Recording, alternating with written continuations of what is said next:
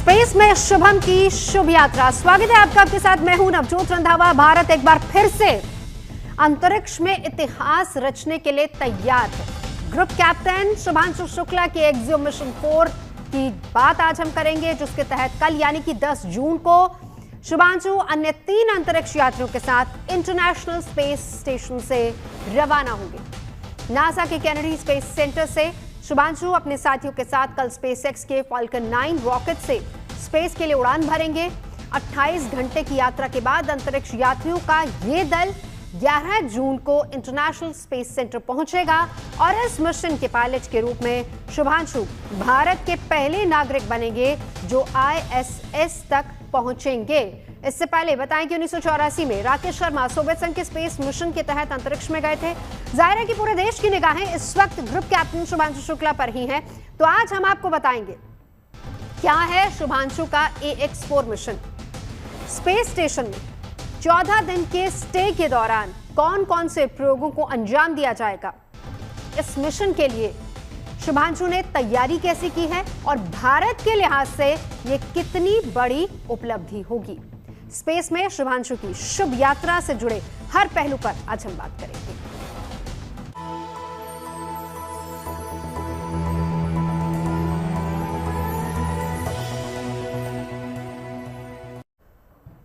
तो group captain Shubhanshu Shukla, जिन्होंने पूरे देश को गर्व करने का मौका दिया है। शुभांशु शुक्ला स्पेस में इतिहास रचने के लिए तैयार हैं। उनकी अंतरिक्ष यात्रा का काउंटडाउन शुरू हो चुका है। शुभांशु कल यानी कि 10 जून को नासा के केनेडी स्पेस से स्पेस के लिए उड़ान भरेंगे। आपको इन तस्वीरों के जरिए इस मिशन की खास बातें भी हम बताते चले। एक्सियोम 4 मिशन पर शुभांशु के अलावा 3 और अंतरिक्ष यात्री रहेंगे। 28 घंटे की यात्रा के बाद अंतरिक्ष यात्रियों का यह दल 11 जून को इंटरनेशनल स्पेस स्टेशन पहुंचेगा। यह मिशन X4 का हिस्सा है, जो कि भारत और अमेरिका के अंतरिक्ष सहयोग का परिणाम है। और X4 मिशन स्पेसएक्स का 53वां ड्रैगन मिशन है और यह 15वां मानव अंतरिक्ष मिशन है। यह मिशन की 48वीं ISS यात्रा है, जिसमें इस बार शुभांशु शुक्ला शामिल होने वाले हैं। और शुभांशु भारत के गगनयान कार्यक्रम का भी हिस्सा है। 4 अंतरिक्ष यात्रियों में से वो भी एक हैं। और अपने 14 दिन के प्रवास में शुभांशु 7 प्रयोग करेंगे और 5 नासा से जुड़े हुए प्रयोग होंगे। ये मिशन भारत के महत्वाकांक्षी गगनयान मिशन के लिए रास्ते भी निकालेगा। जाहिर सी बात है कि मिशन और शुभांशु शुक्ला की उड़ान भारत में स्पेस के शुभ युग की भी शुरुआत के तौर पर देखा जा रहा है। This journey that I'm on, it has been a long one for me, and it started out somewhere. I didn't know that this is the path it is going to finally take. I would say that I have been extremely fortunate and extremely lucky to have gotten the opportunities to first fly all my life, which was a dream job for me, and then have the opportunity to apply to astronauts corps, and now consequently be here. 14 दिन, 7 प्रयोग, तैयारी, चुनौती, उपलब्धि, भारत के लिए mission कितना खास है, इन सब पर हम चर्चा करेंगे। खास मेहमान इस वक्त हमारे साथ जुड़ चुके हैं, मैं परिचय करा देती हूँ। मल्लिका तरन्नुम इस वक्त हमारे साथ एस्ट्रोनॉमर मौजूद हैं। आकाश सिन्हा जी स्पेस साइंटिस्ट हमारे साथ हैं। प्रोफेसर PD सहारे, department of astrophysics, Delhi university हमारे साथ हैं। डॉक्टर सुरेंद्र कुमार मीना हमारे साथ है, कंसल्टेंट हैं इंटरनल मेडिसिन, एम्स से इनका जुड़ाव है। तो शुरुआत अगर हम करें मल्लिका जी आप ही से, सबसे पहले इस मिशन की खास बात बताइए। और जब हम इसको भारत के साथ जोड़ते हैं, कितनी बड़ी उपलब्धि भारत के लिए कितना इंपॉर्टेंट है ये मिशन? भारत के लिए ये मिशन बहुत ज्यादा इम्पोर्टेंट है। आप जानते हो कि ऑलमोस्ट 40 साल पहले एक मैन्ड मिशन, मतलब भारत से कोई गया था स्पेस में, और अब शुभांशु शुक्ला जा रहे हैं, तो ऑब्वियसली भारत के लिए एक बहुत बड़ी उपलब्धि होगी। वहां जाने के बाद एक तो हमारे शुभांशु शुक्ला जो एस्ट्रोनॉट हैं, ही इज द पायलट, वो पायलट है। और पायलट होने के बाद भी जब वो पहुंचेंगे इंटरनेशनल स्पेस स्टेशन में, तो वहां पर वो बहुत सारे एक्सपेरिमेंट्स करेंगे। सो टोटल हमारे पास 60 एक्सपेरिमेंट्स हैं, जिसमें से जो मोस्ट इम्पॉर्टेंट एक्सपेरिमेंट जो वो करेंगे वो मसल टिश्यू जनरेशन के लिए करेंगे। क्योंकि जब एस्ट्रोनॉट स्पेस में जाते हैं तो उनके मसल्स जो है वो वीक होने लग जाते हैं, वो इसीलिए होता है क्योंकि ग्रेविटी बहुत कम होती है स्पेस में, माइक्रो ग्रेविटी, जिसकी वजह से हमारी बॉडी उतना वर्क नहीं करती है नेचुरली जो अर्थ में वर्क करती है ग्रेविटी की वजह से, और हम फिट रहते हैं नेचुरली। बट स्पेस में ऐसा नहीं होता। स्पेस में ग्रेविटी कम होने की वजह से हमारे मसल्स लूज होने लगते हैं, वीक होने लगते हैं। इसी चीज को मसल टिश्यू रीजनरेशन के ऊपर वो एक्सपेरिमेंट करना चाहते हैं। और एस्ट्रोनॉट्स की हेल्थ को कैसे हम मिशन ड्यूरेशन को एक्सटेंड करते हुए एस्ट्रोनॉट की हेल्थ को ध्यान रखते हुए हम कैसे आगे बढ़ सकते हैं, तो उनका मेन इन्वेस्टिगेशन एक्सपेरिमेंट ये रहेगा। जी चलिए आकाश जी, अब आपके पास आते हुए, बहुत इंपॉर्टेंट है शुभांशु का ये मिशन, लेकिन आप X4 मिशन को किस तरीके से देखते हैं? पहली बात तो बहुत क्रिटिकल मिशन है, जैसे आपने बताया कि सुधांशु जी हमारे गगनयान मिशन के भी पार्ट हैं। तो गगनयान मिशन का आप समझिए कि एक तरीके से ये एक प्री रन है, जिसमें कि हमें ये भी पता चलेगा कि इस पूरे मिशन के दौरान लॉन्च के समय, फिर जब वो 14 दिन या 3 हफ्ते रहेंगे स्पेस में और जब लौटेंगे, इस पूरे टाइम में बॉडी पे क्या इफेक्ट पड़ेगा। स्पेशली कुछ स्पेशल एक्सपेरिमेंट्स करे जाएंगे जिसमें कि ब्लड ग्लूकोज मॉनिटरिंग भी होगी, जिसमें कि इम्यून सिस्टम की भी स्टडी होगी। और ये सारा एक हमारे लिए बहुत ही काम देगा जब हम अपने गगनयान मिशन को लॉन्च करेंगे लेटर दिस ईयर। तो उस पर्सपेक्टिव से मेरे हिसाब से एक बहुत ही क्रिटिकल मिशन है इंडिया के लिए। पीडी सार जी, आपके पास आते हुए इस मिशन को लेकर आपको क्या उम्मीदें हैं? ये बहुत ही इम्पोर्टेंट इंडिया का एक मिशन है। और जो अभी कहा गया कि जैसे गगनयान हम भेजने वाले हैं, तो उसके हम कहेंगे कि ये प्री ट्रायल है। और इसमें जो भी एक्सपीरियंसेस आएंगे, जो लोग भी ये जो हमारे शुक्ला जी जा रहे हैं, तो ये जो भी एक्सपेरिमेंट करेंगे, इनका जो डेटा आएगा वो हमारे बहुत काम का है। और जो हम गगनयान का मिशन होगा उसमें ये बहुत उपयोगी रहेगा, क्योंकि वो खुद गगनयान मिशन का भी हिस्सा है, इसलिए बहुत इंपॉर्टेंट है। चलिए अब जरा डॉक्टर सुरेंद्र कुमार आपके पास आऊंगी। हम जब बात करते हैं किसी भी एस्ट्रोनॉट की, तो हम नॉर्मली उनकी सेहत की बात करते हैं, लेकिन यहाँ पर इस मिशन का एक मकसद, जैसा कि अभी हमारे पहले मल्लिका जी ने भी बताया, उन्होंने कहा कि इस मिशन का एक मकसद एस्ट्रोनॉट्स की सेहत पर भी एक एक्सपेरिमेंट होगा। आप लोग किस नजरिए से इसको देखेंगे?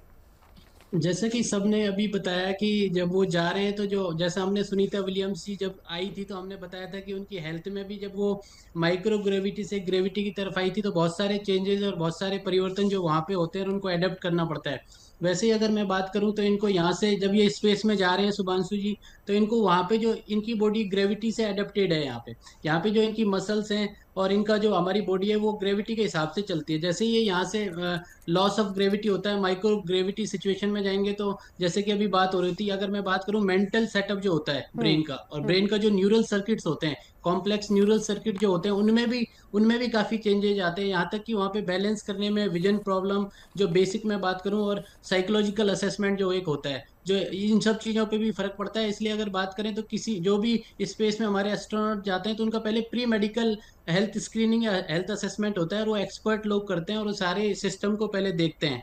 और अभी जैसे बात कर रहे थे कि हम बिफोर, ड्यूरिंग और आफ्टर जो ब्लड और यूरिन के सैंपल जो होते हैं वो भी लिए जाते हैं, और इसमें ये देखा जाता है कि फिजियोलॉजिकल यहाँ पे और वहाँ पे कितने परिवर्तन आ रहे हैं और उनको एडेप्टेशन में कितनी दिक्कत हो रही है। तो वहाँ जाके उनको कौन सी एक्सरसाइज करनी है, खासतौर पर रेजिस्टेंस एक्सरसाइज करनी पड़ती है, वहाँ पे ब्लड प्रेशर वगैरह कम हो जाता है, हाइपोवोलीमिया हो जाता है। तो ये हर ऑलमोस्ट हर अंग को वहाँ पे बहुत अलग तरीके से बिहेव करना होता है। तो बॉडी को एडेप्टेशन के लिए उनको बहुत ज़्यादा पहले से प्री कंडीशनिंग यहाँ पे किया जाता है और ट्रेनिंग दिया जाता है। तो ये सारी चीज़ें जो हैं ये चेंज होती हैं, और अगर कम समय के लिए जाते हैं तब भी आपको उस सब चीज़ों से लड़ना पड़ता है, जो कि यहाँ पे और वहाँ पे काफ़ी डिफरेंस है बिल्कुल। ग्रेविटी का। एक बार मैं आगे बढ़ूं, तैयारी कैसी उसके बारे में बताऊं, लेकिन डॉक्टर साहब साथ ही साथ ये भी बताएं, क्योंकि यहाँ 25 मई से सभी जो यात्री हैं, चारों अंतरिक्ष यात्री, ये क्वारंटीन है। यहाँ पर क्वारंटीन का मतलब थोड़ा समझाइए, क्या होता है? जैसे कि अभी बात भी हो रही थी कि इम्यूनिटी जो होती है उस पर उसका सबसे बड़ा रोल होता है। जब माइक्रो ग्रेविटी में जाते हैं तो इम्यूनिटी भी काफी हिट होती है। और अगर मैं आपको बात करूं तो बहुत सारे फ्लू के जो शॉट्स होते हैं, जो वैक्सीन जो होता है वो भी इनको दिया जाता है। क्वारंटाइन इसलिए रखा जाता है, क्वारंटाइन जिससे कि इनकी इम्यूनिटी जो है वो इम्पैक्ट ना हो जाए, इनको एक क्योंकि वहां पे जाके भी आइसोलेशन में और कंफाइनमेंट में रहना है। तो आपने जैसा कहा कि इनको हमने क्वारंटाइन किया है, तो उसमें जो मैं अभी बता रहा था कि जो स्क्रीनिंग होती है, मेडिकल स्क्रीनिंग, जो एक्सपर्ट करते हैं, जिनको जानकारी होती है कि क्या क्या चेंजेस आएंगे, अभी इनकी मेडिकल हेल्थ कैसी है, सारे जो इनके ऑर्गन असेसमेंट होता है, जो वाइटल असेसमेंट होता है, वो सारा किया जाता है। इसलिए क्वारंटाइन रख के इन सब चीज़ों का भी ध्यान रखा जाता है, और तो उसी हिसाब से फिर इनको भेजा जाता है। तो ये सब पार्ट ऑफ सिस्टम होता है जो कि हर एस्ट्रोनॉट को ऑलमोस्ट 1 साल पहले ही तैयारी कर दी जाती है, और 1 साल पहले से उनको मैं कहूंगा कि हेल्थ का भी असेसमेंट शुरू हो जाता है ऑलमोस्ट बिल्कुल। ईयर बिफोर चलिए, देयर तमाम प्रोजेक्ट। खास मेहमान हमारे साथ मौजूद है। अब आपको हम जरा बता देते हैं कि शुभांशु शुक्ला की अंतरिक्ष यात्रा की तैयारी और उनकी ट्रेनिंग किस तरह की हुई है, एक बार उस पर भी नजर डाल लेते हैं। शुभांशु शुक्ला एक्सियम 4 मिशन के तहत अंतरिक्ष यात्रा पर जा रहे हैं। एक्सियम 4 अमेरिकी अंतरिक्ष एजेंसी नासा और private space agency space x का संयुक्त मिशन है। शुभांशु शुक्ला एक्सियम 4 मिशन के मिशन पायलट हैं और शुभांशु इस मिशन में स्पेस एक्स के ड्रैगन स्पेसक्राफ्ट को उड़ाएंगे, वो इसके पायलट भी हैं और इसके लिए एक्सियम स्पेस ने शुभांशु शुक्ला को खास ट्रेनिंग भी दी है। उन्हें अमेरिका के कैलिफोर्निया में खास ट्रेनिंग दी गई। शुभांशु का चयन 2024 में इस मिशन के लिए हुआ था और उन्हें खास तौर पर ड्रैगन स्पेसक्राफ्ट को उड़ाने की ट्रेनिंग दी गई और उन्हें इस अंतरिक्ष यान के लॉन्च प्रोटोकॉल के बारे में बताया गया। अंतरिक्ष यात्रा के दौरान इमरजेंसी प्रोटोकॉल के बारे में भी उनको जानकारी दी गई। अंतरिक्ष यात्रा से पहले जैसा हमने अभी चर्चा भी की कि 25 मई से ही वो क्वारंटीन है अपने दूसरे साथियों के साथ, 3 अन्य साथी हैं और उन्हें अमेरिका के कैनेडी स्पेस सेंटर में क्वारंटीन किया गया। एक्सियम 4 मिशन के लिए चुने जाने से पहले शुभांशु शुक्ला को रूस में 1 साल ट्रेनिंग भी मिली है। 2019 में रूस में अंतरिक्ष यात्रा के लिए उन्होंने ट्रेनिंग ली थी। रूस में उन्हें माइक्रोग्रेविटी में काम करने की ट्रेनिंग दी गई थी और वहां उन्हें स्पेसक्राफ्ट की डॉकिंग और अनडॉकिंग की स्किल्स भी सिखाई गई थी। अब मल्लिका जी आपके पास आते हुए, किस तरह की ट्रेनिंग दी जाती है और कितने समय पहले से ये ट्रेनिंग शुरू हो जाती है और क्या चारों, क्योंकि 4 लोग जा रहे हैं, क्या चारों की ट्रेनिंग एक जैसी होती है, एक साथ होती है या अलग अलग रहती है ट्रेनिंग? ये डिपेंड करता है। ट्रेनिंग देखिए, सिलेक्शन फॉर गगनयान मिशन 2019 में हो गया था एस्ट्रोनॉट शुक्ला का, और ये इसरो के लिए हुआ था, इंडियन स्पेस रिसर्च ऑर्गेनाइजेशन, और ट्रेनिंग इनकी 4 कंट्रीज में हुई थी। रशिया में 1 साल के लिए ट्रेनिंग हुई थी। सो ट्रेनिंग में बहुत कुछ होता है, जैसे कि उनको डॉक्टर ने बात करी कि हम उनके इम्यूनिटी पे काम करते हैं कि वो स्ट्रांग है या नहीं है, और सिर्फ फिजिकल नहीं, मेंटली स्ट्रांग होना पड़ता है एस्ट्रोनॉट्स को। So along with physical training, mentally भी उनको ट्रेन किया जाता है, सो दैट जब वो स्पेस में जाते हैं एस्ट्रोनॉट्स, तो ओरिएंटेशन का कुछ सीन नहीं है। जैसे कि हम जब अर्थ में होते हैं तो हमें पता होता है left right up down north south, तो हमें पता है कि हमें कैसे चलना है, किसी चीज को कैसे पकड़ना है या किसी चीज को कैसे उठाना है।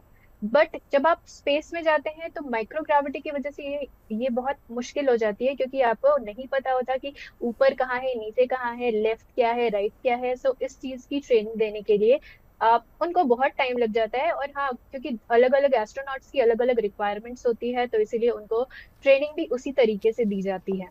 बिल्कुल जी, लौटती हूँ मल्लिका जी। आकाश जी भी हमारे साथ मौजूद हैं। आकाश जी, अब ट्रेनिंग की बात तो हमने कर ली, लेकिन साथ ही साथ ये बताइए कि कुल कितने एक्सपेरिमेंट होने वाले हैं, कितने एक्सपेरिमेंट भारत के लिए होंगे और कितने एक्सपेरिमेंट अमेरिका के लिए होंगे, क्योंकि 14 दिन का ये पूरा स्टे उनका रहने वाला है। जी, तो कुछ टोटल करीब 60 एक्सपेरिमेंट्स हैं जो कि एनविसाज्ड हैं इसमें, और इसमें कई एक्सपेरिमेंट्स जॉइंट हैं जिसमें कि नासा के भी हैं, इसरो के भी हैं, और इसमें इनफैक्ट ना सिर्फ भारत और यूएस के, इनफैक्ट ये experiments are for more than 30 countries, और अलग अलग, और इनफैक्ट हर एक्सपेरिमेंट के भी results will be shared by with multiple countries. So in fact space के साथ एक ये खास चीज है कि स्पेस में अभी भी काफी कुछ चीजें जो हैं बहुत ही शेयर्ड रिसोर्स की तरह और शेयर्ड आउटकम्स की तरह देखी जाती हैं। जैसे कि आपने देखा कि यहाँ पे भी ऑलरेडी 3-4 कंपनीज और इंस्टीट्यूशंस कोलैबोरेट कर रहे हैं, जिसमें एक्सियम है, नासा है, इसरो है, इवन ईएसए भी है। कमिंग बैक टू एक्सपेरिमेंट्स, कुछ एक्सपेरिमेंट्स होंगे जो कि होंगे for growing agriculture in space, जैसे कि वहाँ पे मेथी उगाना और तरह की चीजें होंगी। मेन टेस्ट ये होगा मार्स पे या मून पे, तो कम ग्रेविटी में कैसे उगाई जा सकती हैं चीजें। जैसे वहां पे एक अलग चैलेंजेस होंगी, जैसे कि पानी जो है वो नीचे से ऊपर नहीं जाएगा, वो गोल ग्लोब्यूल्स में बन जाता है। उसी तरह प्लांट की रूट्स को पता नहीं चलता है कि वो नीचे जाएं कि ऊपर जाएं, क्योंकि वो ओरिएंटेशन का सेंस नहीं होता है। उसी तरह से माइक्रोग्रेविटी एक्सपेरिमेंट्स होंगे, माइक्रोग्रेविटी में देखा जाए कि ह्यूमन बॉडी पे क्या इफेक्ट पड़ रहा है, इम्यूनिटी पे क्या इफेक्ट पड़ रहा है। एंड सिमिलरली कुछ और एक्सपेरिमेंट्स भी होंगे जिसमें कि कुछ ऐसे जीव होते हैं जो कि बहुत ही इंटेंस इन्वायरमेंट में सरवाइव करे आते हैं, तो उन पे भी स्टडी होगी कि वो कैसे ऐसे कर रहे हैं। तो इस तरह के एक मिक्स ऑफ एक्सपेरिमेंट होगा। और जैसे मैंने बोला कि इंडिया के लिए मेन बात यह है कि हमें एक ट्राई रन मिल जाएगा गगनयान मिशन के लिए। बिल्कुल, ये बहुत इंपॉर्टेंट है। अब यहीं से पीडी सारे जी, इस पर आप अगर चाहें तो अपनी बात रखिएगा। दोनों सवाल जो मैंने मल्लिका जी से और आकाश जी से किए हैं, पहली बात तो, और क्वारंटीन का अर्थ भी जरा बताइएगा। लेकिन दूसरी बात यह है, अब हम अगर इसको भारत के लिहाज से देखते हैं, जिसमें शुभांशु जो है वो गगनयान का भी हिस्सा है, तो ऐसे में ये भारत के लिए उपलब्धि पहली बात कितनी बड़ी, और ड्राई रन की जैसे बात कर रहे हैं आकाश जी, उस पर भी अपनी बात रखिए। नहीं, देखिए कि जब हम यहाँ से जाएंगे तो यहाँ पृथ्वी पर जो धरती पर है हम सुरक्षित है, क्योंकि यहाँ जो है बाहर का जो टेरेस्ट्रियल रेडिएशन है वो प्रोटेक्ट करता है हमारा एनवायरनमेंट। पर वहाँ जो है कि एनवायरनमेंट इस तरह का है नहीं, तो वहाँ बहुत सारा जो रेडिएशन है तो उसका भी इफेक्ट बॉडी पर हो सकता है। तो मुझे लगता है कि कुछ एक्सपेरिमेंट ऐसे भी होंगे कि जहाँ हम डोजिमेट्री कहते हैं कि रेडिएशन का इफेक्ट डोज इंसान पर या बाकी प्लांट्स पर और बाकी इस पर भी कैसे होगा, और उससे रेडिएशन का इफेक्ट उस पर कितना होगा, ये भी एक एक्सपेरिमेंट मुझे लगता है होगा उनके इसमें। और सारे जो स्पेस एक्सपीडिशंस होते हैं इसमें भी किया जाता है। जहाँ तक भारत की बात है तो भारत के लिए एक उपलब्धि तो है ही। पहले राकेश शर्मा जी गए थे, वो भी एक उपलब्धि थी कि वो जाकर के चांद पर उतरे थे।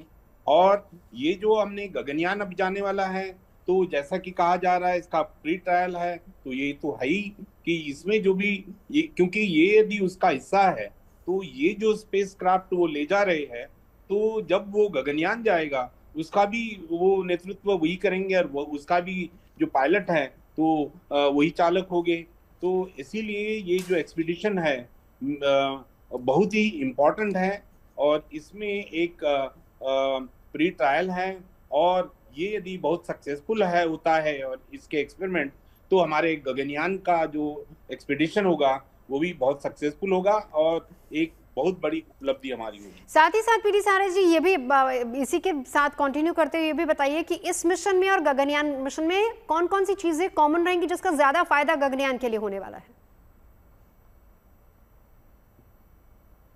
जो एक्सपीडिशन होगा वो इसी तरह का होगा। अब एक्सपेरिमेंट्स इसमें क्या है और उसमें क्या डिफरेंस रहेंगे, डिफरेंट एक्सपेरिमेंट रहेंगे, ये अभी तो डिक्लेयर मुझे नहीं लगता कि किया गया है, या तो मुझे तो इतना ज्ञात नहीं है। यहाँ जो 60 एक्सपेरिमेंट जो करने वाले हैं उसमें माइक्रोग्रेविटी का इफेक्ट, तो वो सारे एक्सपेरिमेंट उसमें भी होंगे। और ये पहली बार नहीं है, पहले भी स्पेस स्टेशन में जैसे कि सुनीता विलियम है वो बहुत समय तक रही है।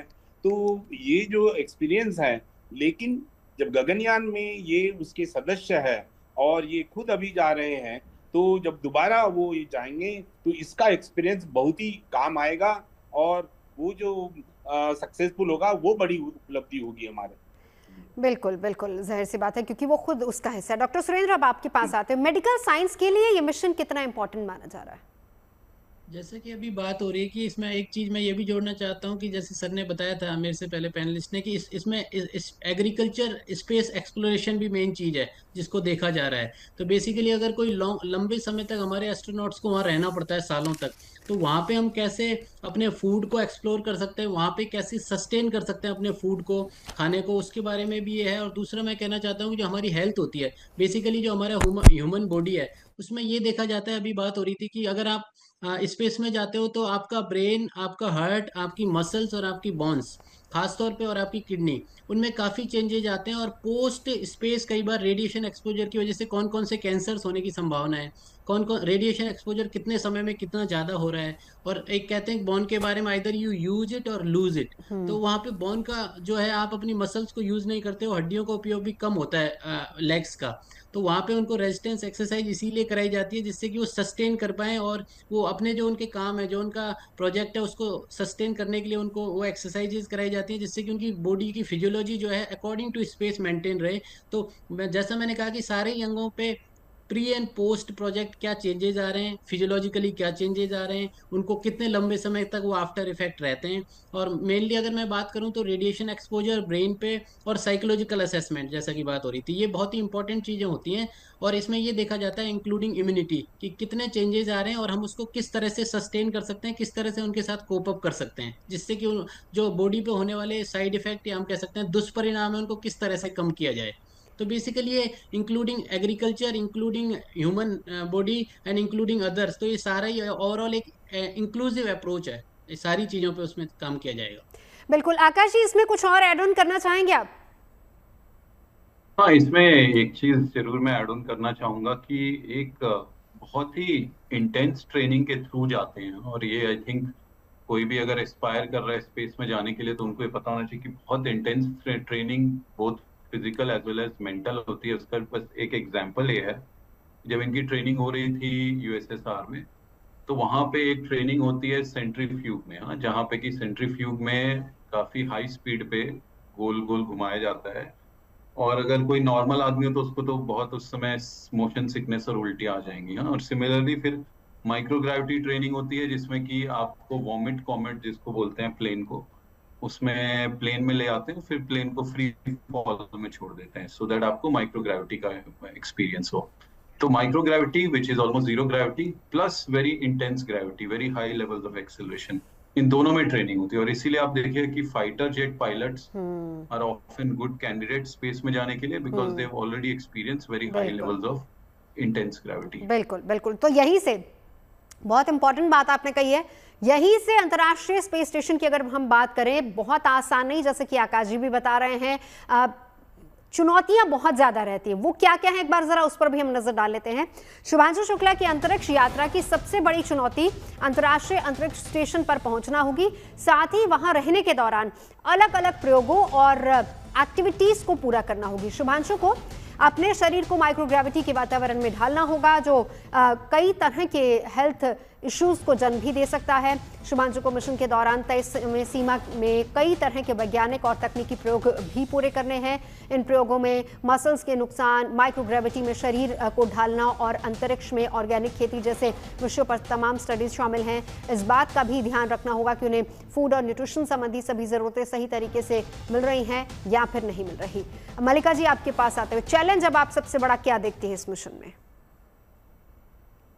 सबसे बड़ा चैलेंज एक हेल्थ इशू ही होता है जो एस्ट्रोनॉट फेस करते हैं जब वो स्पेस में जाते हैं। तो बहुत सारी हमारी जो बॉडी होती है वो अर्थ की ग्रेविटी से कंडीशनड होती है, और जब स्पेस में जाते हैं तो वो अचानक से वो जब ग्रेविटी गायब हो जाती है तो हमारी बॉडी तुरंत ही एक्सपीरियंस उस चीज को नहीं झेल पाती है। और शायद आपने कभी ये एक्सपीरियंस किया होगा, मैं आपको एक छोटा सा एग्जांपल देती हूँ। आप कभी सो रहे हो और कभी आपको ऐसा अचानक फील हुआ हो कि आप गिर जाएंगे और आप अचानक उठ जाते हो। सो ऐसा एक्सपीरियंस आई थिंक कि बहुत लोगों ने किया होगा। सो द सेम एक्सपीरियंस, ये जो सेम एक्सपीरियंस होता है ये एस्ट्रोनॉट्स का होता है। उनको ऐसा लगता है कि वो गिरने वाले हैं। सो दैट्स वो थोड़ा सा स्कैरी होता है। सो एक तो वो पार्ट है, उससे कंडीशन होने के लिए उनको कुछ दिन लग जाते हैं। और उसके अलावा वर्कआउट्स वगैरह है जो वो करते हैं वहां पर। आई थिंक 2 आवर्स वर्कआउट होते हैं एस्ट्रोनॉट्स के लिए, वो उससे ज्यादा भी कर सकते हैं, ताकि उनका जो बोन जो बोन होता है, जो बोन वीक होने लग जाता है, मसल्स वीक होने लग जाते हैं, उससे बचने के लिए वो वहां पर काफी वर्कआउट करते हैं। प्लस फूड्स, एस्ट्रोनॉट के प्रेफर्ड फूड्स ही जाते हैं। उनको पहले बताया जाता है, उनसे पहले पूछा जाता है कि आपको क्या पसंद है, सो उसी अकॉर्डिंग फूड उनको जाता है। और डाइट का पूरा ख्याल रखा जाता है। तो मेरे हिसाब से हेल्थ का एक बहुत बड़ा इशू है वहां पर। क्योंकि अभी हमारे जो एस्ट्रोनॉट्स जा रहे हैं वो सारे ही रूकी एस्ट्रोनॉट्स हैं। बस एक हमारी कमांडर एस्ट्रोनॉट रूकी नहीं है, बाकी 3 एस्ट्रोनॉट्स हैं जो रूकी हैं। सो उनके लिए मुझे लगता है कि थोड़ा सा चैलेंजिंग होने वाला है। बिल्कुल बिल्कुल। पीटी सारे जी, आपके पास आते हुए इस मिशन की खास तौर पर अगर बात की जाए तो आपको कौन कौन से चैलेंजेस नजर आ रहे हैं इसमें? नहीं, देखिए, हम स्पेस में जा रहे हैं तो हमारा जो स्पेस यान है और जो भी उसमें रॉकेट्स लगे हैं या जो भी है वो टाइम पर और ये करे, वो तो सारा चेक किया होगा। पर ये भी एक रहता है कि जब तक हम वहाँ पहुँचते नहीं हैं जब तक, तो इसमें कोई मिसफायर हुआ कुछ, ये भी एक बड़ा चैलेंज हो सकता है। और वहाँ जाने के बाद में भी जैसे आपने देखा कि सुनीता विलियम को जो है कुछ इसके लिए बहुत दिनों तक वहां रहना पड़ा, और जो है तो इस तरह के चैलेंजेस भी हो सकते हैं कि जो हम जब जर्नी पर निकल रहे हैं तो उस वक्त अनवांटेड जो भी हम ऐसी चीजें यदि हुई तो वो भी एक खतरा हमेशा रहता है। इससे पहले भी इस तरह के जो भी एक्सीडेंट्स हुए हैं, तो इसीलिए मेरी बहुत सारी शुभकामनाएं हैं कि ये जो मिशन इंडिया के लिए नहीं, सभी पूरी मानव जाति के लिए, पूरे वर्ल्ड के लिए, सभी के लिए एक बहुत उपयोगी मिशन है। तो इसीलिए कि ये सुरक्षित वहां पहुंचे और जो भी उनके एक्सपेरिमेंट्स हैं वो जो है अपने करे और सुरक्षित जो वापस आए, ये मेरी बहुत सारी उनको शुभकामनाएं रहेगी, पूरे दल को रहेगी। और खासकर जो शुभांशु शुक्ला जी है उनके लिए मैं प्रे भी करूंगा कि वो सही सलामत जाए और सही सलामत वापस। बिल्कुल। आकाश सिन्हा जी, अब क्योंकि देखिए पूरी दुनिया की नज़र स्पेस में है, हर कोई अपनी अपनी तरफ से मिशन ऐसे लॉन्च करता है, आपको लगता है कि हाल फिलहाल समय में क्या स्पेस में जाना आसान हुआ है या कठिन हुआ है? क्योंकि हर देश देखा जाए तो इसी होड़ में है कि हम वहां पर अपना अपना एक्सपेरिमेंट करेंगे। तो क्या लगता है, क्योंकि इस मिशन के दौरान भी ये देखा जाएगा कि यात्रा को कैसे सही किया जाए?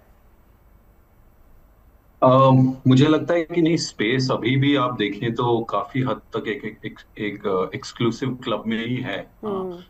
और काफी कम कंट्रीज हैं जो खुद अपने बलबूते पे स्पेस मिशंस कर पाई हैं, सक्सेसफुली लॉन्च कर पाई हैं। अगर आप जैसे एग्जांपल लें मैन्ड स्पेस मिशन, हाँ, तो मैन्ड स्पेस मिशन बहुत ही कम कंट्रीज ने किया है। हाँ, इंडिया अब करने जा रही है, और उससे पहले सोवियत यूनियन, अमेरिका और चाइना, उसके बाद इंडिया आएगी। हाँ, सिमिलरली आप देखिए अगर मून लैंडिंग थी, हाँ, या मार्स पे जाना था, तो वो भी 3-4 ही कंट्रीज के पास आया। और उसमें भी अगर आप देखें तो भारत ने एक अच्छा ट्रैक रिकॉर्ड हमेशा रखा है कि जैसे हम मार्स पे गए तो पहली अटेम्प्ट में वहां पे चले गए, that we are the first country to do that. जब हम मून पे गए तो हमने पहले ही अटेम्प्ट में we chose a very difficult area which was the landing on south pole, और साउथ पोल पे लैंड करने वाले हम पहली कंट्री बने। और हमारे मिशन ने ही पहली बार मून पे पानी भी ढूंढा, जो कि पहले कई मिशन ने नहीं ढूंढा था। तो सिमिलरली एक बड़ा एक्सपेक्टेशन है जरूर कंट्री में कि जब हमारा पहला गगनयान भी जाएगा तो जरूर भारत कुछ नई और उपलब्धियां भी उसमें लेके आएगा। और हाँ, एक चीज जरूर है कि बाकी कई और कंट्रीज जो अब अपने नए स्पेस मिशन स्टार्ट कर रही हैं, वो अब भारत की तरफ देख रही हैं कि भारत कैसे उनको हेल्प कर सकता है उनके स्पेस मिशंस में ग्रो करने के लिए। तो इसको एक बड़ी अचीवमेंट भारत के लिए भी माना जाएगा। चलिए हम आगे बढ़ें, कौन कौन सी उपलब्धियां इसमें आएंगी और गगनयान से किस तरीके से फायदा इसमें होगा, लेकिन उससे पहले डॉक्टर साहब आपके पास आते हुए आपको क्या लगता है, डॉक्टर सुरेंद्र, कितनी चुनौतियां इसमें हैं आपके हिसाब से? जैसा कि सबने कहा, मैं भी ये कहना चाहता हूँ, my best wishes are there with Shubhanshu, because it is easy to talk about side effects और complications but difficult to deal with them. That is what I say in one word. उनके बारे में बात करना बहुत आसान है, लेकिन एक छोटी सी, जैसे मैम ने कहा कि नींद से कोई गिरता है तो वो एकदम से उसको ऐसी फीलिंग आती है जो उसने कभी जिंदगी में नहीं सोचा होगा। तो जैसे अभी बात हो रही थी कि नासा और हम सब हम भी कोलैबोरेट कर रहे हैं, तो बहुत सारे देश जो एक दूसरे के साथ कोलैबोरेशन करते हैं उसमें ये भी डिस्कशन होता है कि कितना हेल्थ इम्पैक्ट हुआ, क्या क्या उनके शरीर पे कौन कौन से साइड इफेक्ट या कह सकते हैं किस किस तरह की चीज़ें उन्होंने महसूस करी। और उनको जब हम जानकारी उनकी इकट्ठा करते हैं उनके बारे में बाद में आपने देखा होगा कि उस पर काफ़ी एक्सप्लोरेशन होता है, उसके बारे में डिस्कशन होता है, उससे बचने के उपायों के बारे में सोचा जाता है। तो ये बहुत इंपॉर्टेंट हिस्सा होता है इन मिशनों ना हो कि आपस में जानकारी को शेयर किया जाए कंट्रीज के बीच में, और ये देखा जाए कि कौन कितने समय तक रहा तो उसकी हेल्थ पे क्या इम्पैक्ट हुआ, कौन सा सिस्टम ज़्यादा जो है हिट हुआ। और अगर हिट हुआ तो कई बार, मैं जैसा कि बात हो रही थी कि हमारा हार्ट जो होता है वो भी माइक्रोग्रेविटी में काम करता है, तो हार्ट को आदत हो जाती है, उसको लगता है कि उसको कम काम करना पड़ता है, तो कई बार हार्ट छोटी साइज का हो जाता है। और अचानक से जब वो दोबारा से अर्थ पे आते हैं तो हार्ट जो है कोऑर्डिनेट एडेप्टेशन नहीं हो पाता है, और उसकी वजह से भी कई कॉम्प्लिकेशन, मतलब डेडली कॉम्प्लिकेशंस भी हो जाती हैं। तो मैं यही कहना चाहता हूँ कि इसमें हम्म। कोलैबोरेशन, इंफॉर्मेशन शेयरिंग का भी बहुत बड़ा रोल होता है मेडिकली, बिल्कुल। अगर हेल्थ के मैं बारे में यहाँ बात पे करूँ। मैं यहाँ पे डॉक्टर साहब चाहूंगी कि एक रिएक्शन आप उस पर भी दें, क्योंकि सुनीता विलियम्स जब वापस आई, जो प्रोग्राम रहता है वो ये रहता है कि 45 दिनों का रिहैब प्रोग्राम जो उनका होता है उसमें उनको भेजा जाता है। हालांकि यहाँ सुनीता विलियम्स की हेल्थ की बात करें तो उसके बाद वेट लॉस जैसी चीज समस्या काफी ज्यादा उनके साथ रही, अभी कुछ एक हेल्थ इश्यूज उनके साथ चल रहे हैं, तो इसमें क्या एज भी मैटर करती है? मैटर करती है, इम्यूनिटी भी मैटर करती है, और बॉडी की लड़ने की क्षमता भी मैटर करती है। तो अभी बात हो रही थी कि जब स्पेस में आप रहते हो तो आपकी बोन और मसल्स ज्यादा, उनको काम कम करना पड़ता है, क्योंकि ग्रेविटी है नहीं है। तो ग्रेविटी नहीं होती तो आपका मसल लॉस होता है, आपका बोन लॉस होता है, और वैसे ही आपके जो और ऑर्गन होते हैं वो भी कम काम करते हैं, तो वो बेसिकली कम काम करने के लिए अडेप्ट हो जाते हैं। जब उनको अचानक से पृथ्वी पे आना होता है तो जैसा कि बात हो रहा था कि उनकी बोन इतनी वीक हो चुकी होती है, मिनरलाइजेशन होता नहीं है, कैल्शियम रहता नहीं है, तो वो खड़े भी नहीं हो पाते हैं। उनको खड़े होने में भी 1 से 1.5 महीने भी कई बार लग जाते हैं। नॉर्मली तो 1 या 2 वीक में ये सारी चीजें हो जाती हैं, लेकिन रिहैब में कई बार ज्यादा समय भी लग सकता है। ये हर बंदे की इम्यूनिटी, हर बंदे का साइकोलॉजिकल सेटअप और मेंटल टफनेस, मुझे लगता है ये सब चीजों का रोल होता है। और इन्हीं चीजों को इतना आसान नहीं है, किसी को 10 दिन, किसी को 20 दिन, किसी को 1.5 महीने, और किसी को इससे भी ज्यादा समय लग सकता है। तो बिल्कुल। मैं यही कहना चाहता हूँ कि हेल्थ इम्पैक्ट भी बहुत होते हैं, और उसके लिए well train doctors, well train team होती है जो इन सारी चीजों को बिफोर, ड्यूरिंग और आफ्टर प्रोजेक्ट ऑब्जर्व करती है और असेस करती है। रिहा प्रोग्राम्स में तमाम उन डॉक्टर्स की निगरानी में भी जब वापस आते हैं तमाम एस्ट्रोनॉट्स तो वहां पर रहते हैं। चलिए, अब इसी के साथ साथ कितनी बड़ी उपलब्धि होगी उस पर भी हम आपको बता देते हैं। देश के लिए शुभांशु की यात्रा एक नए स्पेस युग का संकेत भी मानी जा रही है, क्योंकि शुभांशु इस मिशन पर 2 रिकॉर्ड बनाने वाले हैं। एक तो ये कि वो आईएसएस की यात्रा करने वाले पहले भारतीय नागरिक बन जाएंगे, और दूसरा ये कि वो राकेश शर्मा के बाद अंतरिक्ष में कदम रखने वाले दूसरे नागरिक होंगे। और ये एक ऐसी उपलब्धि होगी जिसके बारे में देश को उम्मीद ये है कि ये उसकी अपनी मानवीय उड़ान के लिए एक बहुत महत्वपूर्ण कदम साबित हो सकता है। तो ग्रुप कैप्टन शुभांशु शुक्ला की यात्रा को भारतीय अंतरिक्ष विभाग अपनी महत्वाकांक्षाओं में एक डिफाइनिंग चैप्टर के तौर पर देख रहा है। शुभांशु की स्पेस यात्रा से गगनयान मिशन का रास्ता निकलेगा। शुभांशु के मिशन के दौरान भारत के गगनयान मिशन से जुड़े प्रयोग भी किए जाएंगे, जो कि भविष्य में भारत के मानव अंतरिक्ष उड़ान कार्यक्रम के लिए भी एक महत्वपूर्ण योगदान होगा। इसरो के मुताबिक भारत के पहले मानव मिशन गगनयान के लिए शुभांशु शुक्ला अहम किरदार निभा सकते हैं। अंतरिक्ष विभाग का ये भी कहना है कि उनकी यात्रा एक उड़ान से कहीं अधिक होगी। ये यात्रा संकेत है कि भारत स्पेस एक्सप्लोरेशन के एक नए युग में सहायक कदम निभाने वाला है। मल्लिका जी, अब आपके पास आते हुए, बहुत अहम शुभांशु की यात्रा, क्योंकि एक नए युग की शुरुआत इसको कहा जा रहा है भारत के लिए। हाँ जी, भारत के लिए ये वाकई एक नया युग की शुरुआत होगी, क्योंकि आज से 40 साल से भी ज्यादा हो गए हैं तब ऐसा कुछ हुआ था, और अब दोबारा अब होने वाला है ये। शुभांशु शुक्ला हमारे लिए एक इंस्पिरेशन है, और हमारे जितने भारतीय जो देख रहे हैं और कल लाइव देखेंगे उनके लिए ये इंस्पिरेशन बनेंगे। और हाँ, हमारे इंडिया के लिए ये काफी बड़ा अचीवमेंट होगा, क्योंकि इंटरनेशनल स्पेस स्टेशन में पहली बार कोई भारतीय जा रहा है, और वो भी एक पायलट के तौर पे। तो इंडिया के लिए ये बहुत बड़ा अचीवमेंट होगा एक। और जैसा कि हम बात कर रहे थे गगनयान के लिए, तो हाँ, गगनयान मिशन के लिए ये काफी ज्यादा इम्पोर्टेंट हो जाएगा, क्योंकि गगनयान मिशन में हमारे 4 एस्ट्रोनॉट्स, जो इंडियन एस्ट्रोनॉट्स हैं, वो जाएंगे। और एक एक्सपीरियंस्ड एस्ट्रोनॉट का होना बहुत बहुत जरूरी है उस मिशन के लिए। सो मेरे हिसाब से ये बहुत बड़ी अचीवमेंट है इंडिया के लिए, और हम सबको प्रेरणा लेनी चाहिए, और काफी अच्छा है ये। बिल्कुल। अब आकाश जी, आपके पास आते हैं। अब गगनयान की बात हो रही है। गगनयान को हम हालांकि इसका जिक्र भी कर चुके हैं, कहा जा रहा है कि मजबूती मिलेगी। 14 दिन की जो स्पेस यात्रा है इसमें 7 माइक्रोग्रेविटी प्रयोग होंगे, और AX4 मिशन में गगनयान मिशन से जुड़े भी बहुत सारे प्रयोग होंगे। वो कौन से हैं, जानना चाहेंगे, और वो कैसे हेल्पफुल होंगे गगनयान के लिए भी? तो देखिए, पहले तो जो भी किसी एक स्पेस मिशन से रिलेटेड प्रोसेस होता है, हाँ, और उस प्रोसेस से रिलेटेड जो रिस्क होते हैं, हाँ, और उन सिचुएशंस का एक्सपीरियंस होना, हाँ, ये एक बहुत महत्वपूर्ण बात होगी। सो फॉर एग्जांपल जब वो इस ट्रेनिंग से गुजरते हैं तो उनको इसके लिए भी ट्रेन किया जाता है कि अगर स्पेसशिप में कहीं लीकेज हो गया तो क्या करना है, अगर फायर हो गई तो क्या करना है, इमरजेंसी प्रोसेस क्या होगा। एंड देन अब जबकि वो पायलट की तरह जा रहे हैं तो इन सब चीज़ों में उनको सिर्फ ट्रेनिंग सिमुलेशन में नहीं, बट एक लाइव ट्रेनिंग एक पूरे फुल फ्लेज मिशन में मिलेगी। हाँ, मतलब आप समझिए, क्योंकि भारत पहली बार अंतरिक्ष में भेज रहा है अपने एस्ट्रोनॉट्स को, तो अब हमारे पास एक मौका होगा कि भाई एक उसमें से एस्ट्रोनॉट ऐसा होगा जो पूरा एक मैंड मिशन कर चुका होगा, उसको एक पायलट की तरह। तो ये बात इसको एक बहुत महत्वपूर्ण बात बनाती है। और जब अब वो अपने मिशन में जाएंगे तो वो एक एक्सपीरियंस पायलट की तरह फिर जाएंगे। दूसरा इसमें एक जो खास बात होगी वो होगा study of effects on human body on the space mission. And ये हमारे पास डेटा अपना खुद का होगा, स्पेशली माइक्रोग्रेविटी का, एंड देन इंटेंस एक्सेलरेशन का, हाई चीज का, और फिर इम्यूनिटी पे और बोन डेंसिटी पे इफेक्ट, जो बात डॉक्टर साहब ने भी बताई। तो ये सारे जो पैरामीटर्स हैं ये मिलके हमें एक बहुत ही कॉन्फिडेंस देंगे कि जब हम अपना अगला खुद गगनयान मिशन भेजेंगे तो उसको लीड करते हुए हमारे पास एक एक्सपीरियंस्ड एस्ट्रोनॉट और पायलट होगा। पीडी सारेजेब, आपके पास आते हुए आप चाहें तो इसमें अपनी बात भी जोड़ सकते हैं, लेकिन सवाल मेरा ये है कि कहने को ये 14 दिन का मिशन होता है, लेकिन एक एस्ट्रोनॉट के लिए ये कितना लंबा मिशन होता है? देखिए, सिलेक्शन होते ही इसमें बहुत सारे ट्रेनिंग का जो दिया जाता है, कहा भी गया है।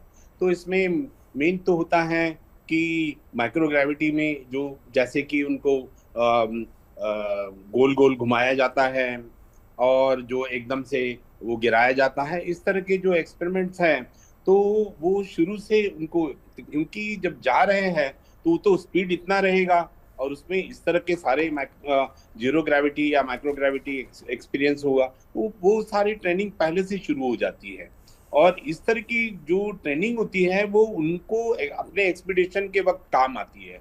तो ये जो सिलेक्शन होने के बाद ये 1 साल तक जो भी सारी ट्रेनिंग उनको दी जाती है, उसके बाद में जो जो एक्सपेरिमेंट्स वहाँ पर करने हैं उसकी भी यहाँ पर आर्टिफिशियल इस तरह का एनवायरनमेंट डेवलप करके उसमें भी एक्सपेरिमेंट्स, ऐसे प्रिलिमिनरी एक्सपेरिमेंट्स किए जाते हैं। तो ये सारा हिस्सा उनके ट्रेनिंग का है और ये फिर एक्सपीडिशन के वक्त उनको सारा काम आता है। वहाँ जाने के बाद में भी उनको जब रहना है और वहाँ जो एक्सपेरिमेंट्स करने हैं, तो वहाँ पर भी सारे जो भी उनका पहले का एक्सपीरियंस है वो काम आता है और फिर वो जो सारे एक्सपेरिमेंट सक्सेसफुल होते हैं और इसका डेटा फिर सब जगह शेयर करके उसमें जो डिस्कशन होता है उससे भी नई चीजें निकल के आते हैं। जैसा कि मैंने कहा था, रेडिएशन का इफेक्ट भी बहुत इम्पोर्टेंट फैक्टर है और इतने सालों से और वो ज्यादा दिन तक वहां रहते हैं, तो उसके क्या इफेक्ट होंगे और होते हैं। जैसे कि स्पेस वॉक जब करते हैं तो वहाँ रेडिएशन के लिए कोई प्रोटेक्शन नहीं होता है उनके सूट के अलावा, तो वो जो डेटा होता है वो बाद में भी ह्यूमन बॉडी पर जो इफेक्ट होने वाले हैं कि कैंसर हो सकता है, नहीं हो सकता है, किस तरह के चेंजेस आते हैं, और वहाँ पहले से ही इम्यूनिटी जब आपकी कम है तो उस पर कितना इफेक्ट होगा, ये सारा डेटा जो बहुत काम का रहेगा और उपयोगी होता है और उससे ही नई नई चीजें बाद में निकल के आती है। बिल्कुल। एक बार डॉक्टर साहब, डॉक्टर सुरेंद्र आपके पास, हाँ, के लिए ये उपयोगी है। बिल्कुल डॉक्टर सुरेंद्र आपके पास आते हुए, हेल्थ डाइट दोनों बहुत इंपॉर्टेंट है, किन किन पैरामीटर्स पर इसको आंका जाता है?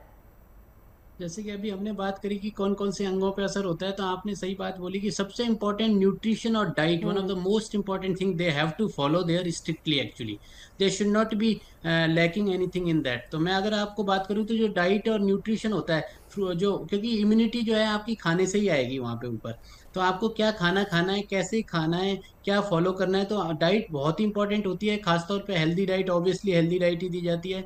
और इसमें मैंने जैसे बताया कि क्योंकि हमारी बॉडी के जो मिनरल्स होते हैं वो डाइवर्ट हो जाते हैं, जो नॉर्मली, क्योंकि हमारी बॉडी का फ्लूइड जो होता है वो शिफ्ट हो जाता है, तो उसको कहीं ना कहीं जाना होता है, तो रिस्क किडनी स्टोन्स का, गॉल स्टोन्स का रिस्क भी बढ़ जाता है, एरिथमिया का रिस्क भी बढ़ जाता है, और कई बार सीजर का रिस्क भी बढ़ जाता है। तो ये जो मैं बता रहा हूँ एरिथमिया और सीजर, ये कई बार लाइफ थ्रेटनिंग ही होते हैं ऑलमोस्ट। तो ये सारी चीज़ें सिखाई जाती हैं उनको, सीपीआर के बारे में, एडवांस जो बीएलएस होता है, बेसिक लाइफ सपोर्ट का पता होना चाहिए, सब कुछ ट्रेनिंग का पार्ट होता है। और न्यूट्रिशन बहुत ही इंपॉर्टेंट होता है जैसा आपने कहा, क्योंकि जो इम्यूनिटी है अल्टीमेटली आपके खाने से ही आएगी, डाइट से ही आएगी।